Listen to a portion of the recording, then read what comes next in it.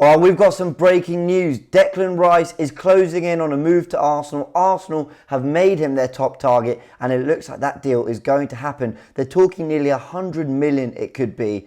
But wow, so early in the transfer window, Arsenal might have got their top target sealed, or might do very, very soon. Let me give you the news. It comes from Jacob Steinberg at The Guardian.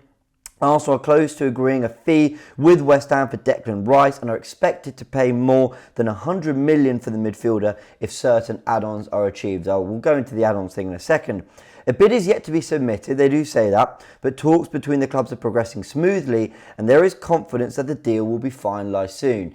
Now, I'm no expert when it comes to transfers. I've never taken part in a transfer or the negotiation of one, but I imagine that there's a slight difference between basically a club quite reluctant to sell a player and therefore a bidder trying to entice them with offers they can't refuse, and another where the clubs are basically all in agreement that this deal will happen if we can reach the sort of terms that everyone's happy with. West Ham,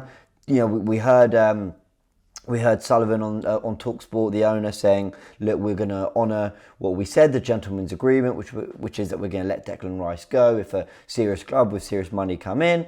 And it seems they're doing that. They're sitting at the table, and as he's mentioned, talks are going very, very smoothly, and there is confidence it will be finalised. So this whole Arsenal put a bid in, I wouldn't worry about that. I don't think news is going to come out that Arsenal have been putting in bids, because I don't think they were going to put in that bid until they kind of knew exactly what West Ham wanted, and then go, cool, let's make this official in an email or whatever, and there we go. Or at least that's sort of my understanding of how these work, kind of. Anyway, but yes, so they could be paying more than 100 million if certain add-ons are achieved. I mean, it really depends what those are, because so much of football business now is about a base fee and then things on top. You see it with contracts, you see all this confusion around whether a player's on this much or that much. It turns out they'll be on a base amount, there'll be certain incentives, certain targets, which if they hit, basically the fans are happy, that player's doing well, and they're going to get paid more money because the contract says so. I think there'll be a similar thing in this deal with Declan Rice. I think there'll be something to do with maybe a £90 million fee flat out, maybe 92, something like that. 50 million of it will be up front this summer. 40 might come in add-ons that are just sort of spread out throughout payments. And then, as we've mentioned here, with certain, if certain add-ons are achieved, that might mean winning the Champions League, another 10 million, winning the Premier League, another 10 million. If he makes 50 appearances, another 5 million goes to West Ham, that kind of thing. And these things can be as kind of specific and kind of, they can be very specific little things, or they can be general things you expect them to achieve, but you're just protecting yourself. If Declan Rice gets a really bad injury, is out for a year and a half, you're not paying that extra maybe 5-10 million on appearance fees. I don't know. It could be lots of things.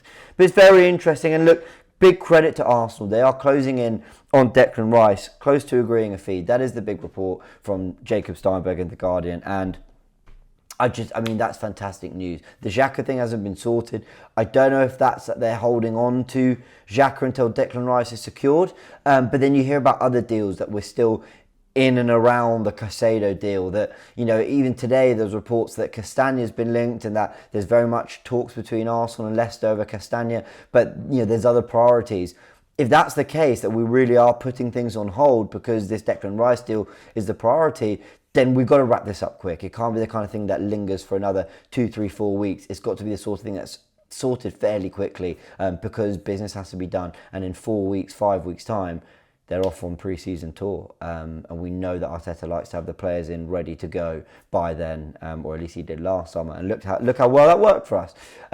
So yeah, very, very positive news on that front. Will Arsenal get Declan Rice sorted in the next week? We hope so. Wouldn't it be great to see him, holding that new Arsenal shirt? And then what does that mean for Granit Xhaka and then the pursuit of other players? It's going to be very, very interesting. But yeah, near 100 million. It's a lot of money. Jude Bellingham went for 88.5 million. Why is that? Why is there a difference? Is it because there's more money in the Premier League and Real Madrid maybe buying, into La Liga, maybe the fees aren't expected to be the same? I don't know. I'd love to know your thoughts on all that. But it's a lot of money, but I believe we're getting a very, very good player. And I was running a FANZONE earlier, with people who called in via the AFTV Plus app. Go download it if you haven't yet.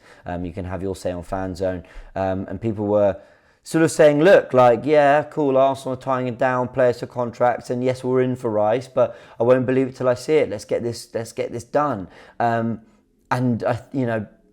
things were feeling like they were simmering, and maybe we've just reached boiling point. I hope we have. All right, let me know your thoughts. Hit the like button if you enjoyed this video. Go subscribe to the channel. We will be keeping you up to date with everything that happens as it happens. So make sure you subscribe to the channel. See you very soon.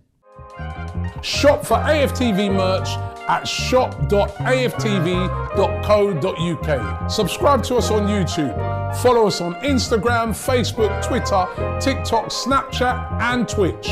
We've got content for every platform, so check it out.